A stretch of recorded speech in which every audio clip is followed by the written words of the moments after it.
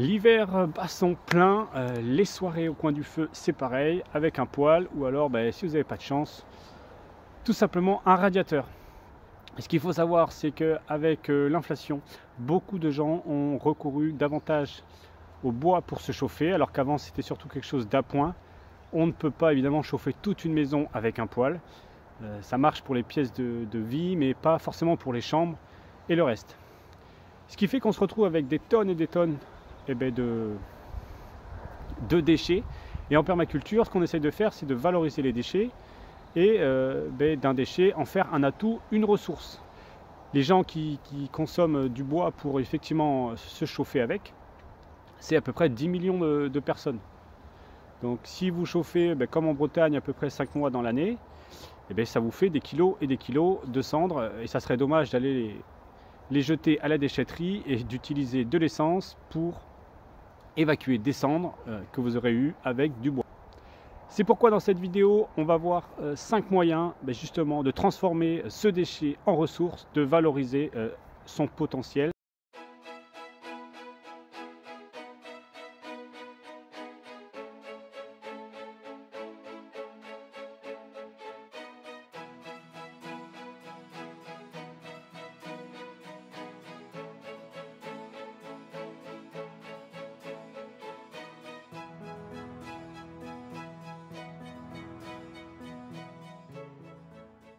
Je vais essayer de m'adresser à un plus grand nombre de personnes, tout simplement parce que en France, tout le monde n'a pas forcément un jardin. Ceux qui ont un jardin n'ont pas forcément une pelouse.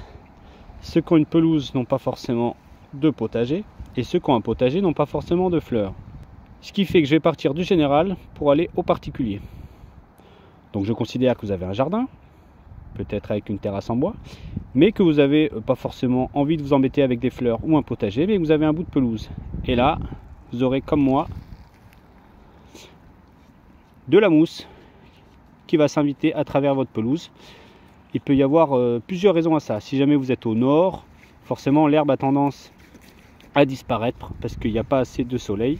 Si vous êtes des conifères, vous allez avoir le sol qui va s'acidifier et donc du coup favoriser l'émergence de la mousse. Ou alors c'est que tout simplement vous avez un sol naturellement acide, il est calcaire. C'est pourquoi vous avez souvent de la mousse qui pousse et aussi des fougères. Ce que vous avez à faire, c'est tout simplement de vaporiser quelques poignées par mètre carré. On n'est pas dans une recette chimique de précision, donc ne vous embêtez pas si jamais vous avez peur d'en mettre un petit peu trop.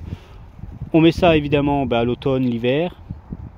L'automne en général, on n'a pas forcément beaucoup de réserves, donc plutôt l'hiver. Vous pouvez en mettre et comme ça, au printemps, la cendre aura été assimilée par le sol. On évite évidemment de faire ça quand il y a beaucoup de vent, parce que si vous êtes face au vent, vous risquez de tout prendre sur vos vêtements, ou alors la cendre va se répartir à l'endroit où vous ne l'avez pas voulu. Je voulais en profiter pour revenir sur deux mythes que l'on voit fleurir souvent dans les vidéos sur YouTube, ou alors sur les blogs et les sites sur internet, à savoir que la cendre serait parfaite pour faire la meilleure lessive du monde. Alors on va remettre l'église au centre du village. Oui, la cendre a bien servi à faire de la lessive, c'était à une autre époque. La lessive reste quand même très agressive, donc avec les vêtements qui sont pour moitié issus du pétrole, pour moitié de coton, vous risquez évidemment de les abîmer. Je vous déconseille fortement de mettre de la cendre maison dans votre machine à laver, vous risquez de bousiller tout simplement les circuits qui restent fragiles. Donc en fait, on vous vend ah c'est génial, j'ai trouvé de la cendre pour faire ma lessive, je suis autonomiste, je suis survivaliste, je suis ce que vous voulez, je suis décroissant. Oui, alors ça vous oblige, un, à faire une lessive de mauvaise qualité et de deux, de la faire à la main. Donc je suppose que ce n'est pas forcément une solution adaptée pour 99% des gens en France. Et le deuxième mythe, c'est évidemment la cendre et les limaces. On n'attrape pas des mouches avec du vinaigre. Et si jamais vous voulez attraper les limaces, renseignez-vous un minimum sur leur mode de vie, leur fonctionnement au potager ou sur vos fleurs. Les limaces, elles sortent par temps humide, avec une température de 12-15 degrés. Si vous mettez de la cendre pour empêcher les limaces de manger vos petits semis de radis ou de salade, par temps de pluie, la cendre va se diluer, la limace va passer dessus et ça ne fonctionnera pas. Alors, si on pouvait en 2024 enlever ce mythe dans les jardins et les potagers, C'est le principe des mythes, hein. Ils ont la vie dure. Vous allez encore avoir des tutos sur la cendre cette année qui vous diront un anti-limace merveilleux, fait maison, qui marche à tous les coups. Par pitié, pas de cendre,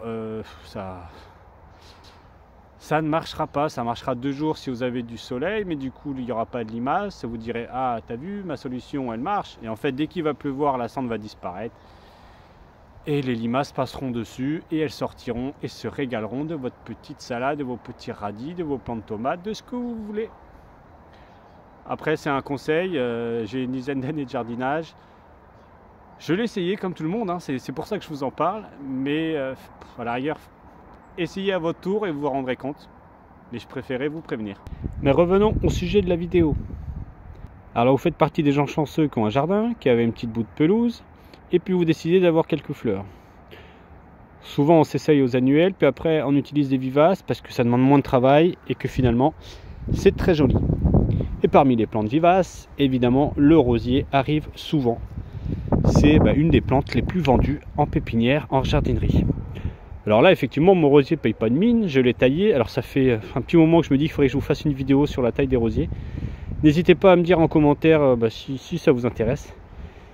Il faudra que je m'y mette parce qu'effectivement entre un rosier grimpant, entre un rosier buisson, entre un rosier normal, enfin voilà, il y a plusieurs styles de rosiers, plusieurs styles de taille. Donc je vous ferai ça à l'occasion. Et les rosiers, ça aime énormément la cendre. La cendre contient beaucoup de calcium évidemment, c'est pour ça qu'elle relève l'acidité des sols, d'un sol acide vers un sol alcalin.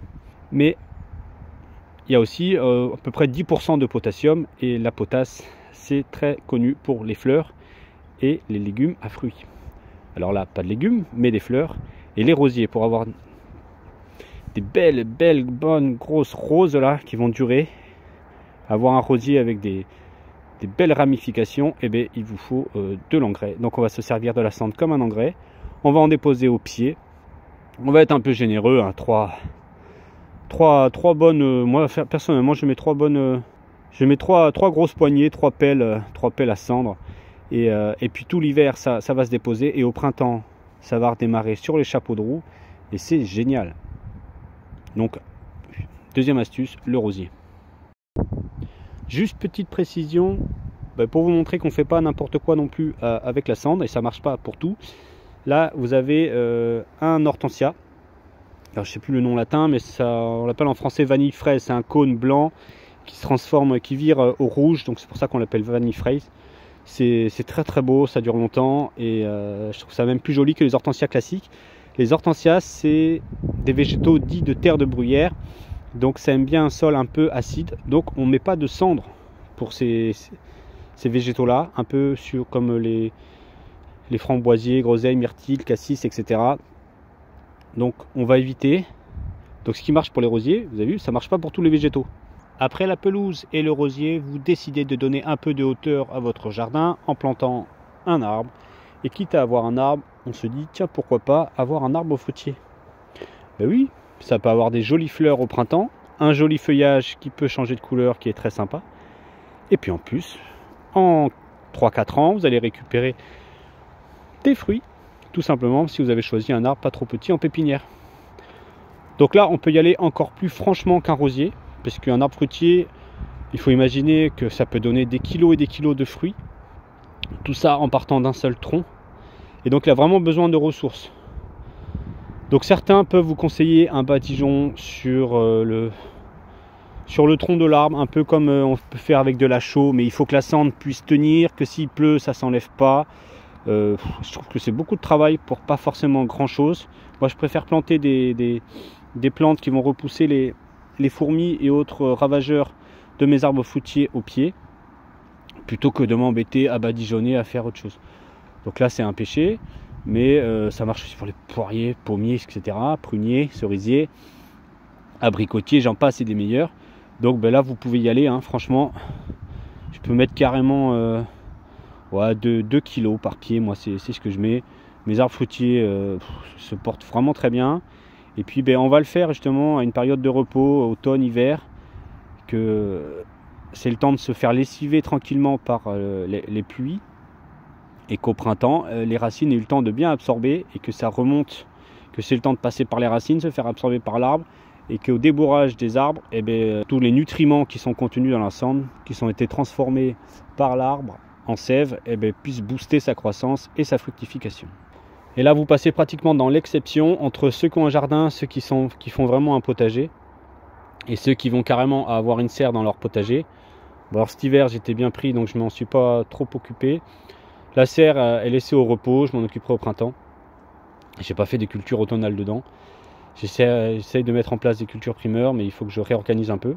Donc là, en plus des arbres fruitiers, vous décidez de faire des légumes. Et en plus des légumes, vous décidez de mettre une serre carrément pour les tomates, tout simplement, parce qu'en Bretagne, sans serre, les tomates, c'est le mildiou pratiquement assuré. J'avais pas de serre pour mes tomates dans le Pays Basque, mais là, avec les pluies et l'humidité ambiante, il faut le reconnaître, de la Bretagne, c'est un peu nécessaire. Ce que je vais faire là carrément, c'est qu'avec de la potasse et du calcium, et bien là c'est l'idéal pour les tomates. Surtout que cette année, sur une variété, j'ai pu avoir tout simplement le cul noir qui a paru plutôt en fin de saison. Et donc, eh bien, justement, le cul noir de la tomate se résolve avec un apport de calcium, notamment, et par des arrosages réguliers aussi. Donc c'est les deux facteurs clés pour le cul de la tomate, le cul noir de la tomate.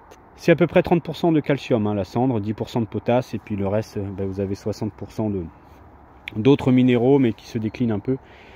Et faire une liste non exhaustive n'aurait aucun intérêt pour nous. Le but étant de vulgariser l'utilisation de la cendre, pas de vous faire un cours théorique scientifique dessus.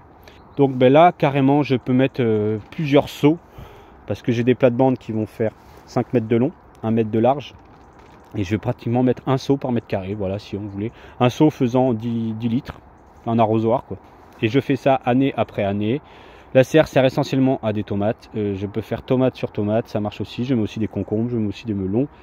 Des salades en primeur en général. Et puis bon, cette année, je vais essayer de mettre les pommes de terre. Les pommes de terre, pas forcément très fan des cendres en excès. Du coup, je mettrai sur le côté un endroit où il n'y aura pas de cendres. Je pourrais me faire des petites pommes de terre primeur pour le mois d'avril. Et en plus de la tomate et des courgettes, les deux légumes préférés des Français au potager, vous êtes vraiment un jardinier passionné et du coup vous décidez en plus de faire des carottes. Donc là ça se voit pas très bien parce que j'ai mon fils qui s'est amusé à bâtonner toutes les fans des carottes et du coup elles commencent un peu à dépérir. Mais on peut apercevoir qu'en fait j'ai la deuxième partie de ma planche à carottes. Je récupère des kilos par semaine. Donc là, il y a 5 mètres carrés. En fait, il faut imaginer la plate-bande. 5 mètres par 1 mètre. Et c'est la troisième fois que je récupère des carottes. Mais moi, c'est ma façon de les conserver. Donc là, on est en janvier. Forcément, le feuillage est moins joli. En plus, il s'est fait bâtonner et parfois arracher. Donc mes carottes tirent un peu la tronche. Mais si jamais, en gros, on voulait se faire une auge, c'est-à-dire un grand bac, où on va bien ameublir la terre, parce que c'est le secret pour avoir des belles carottes. Et on va rajouter aussi beaucoup de terreau et de cendre. Et ça, la cendre pour les légumes racines, c'est le top. Un peu comme les betteraves et les navets. Vous pouvez y aller. Hein. Là, carrément, moi je mets aussi un seau ou deux par mètre carré. Et là, la cendre ne va pas servir comme engrais, mais comme amendement en fait. L'amendement, c'est comme un terreau. En fait, le terreau ne va pas nourrir votre sol.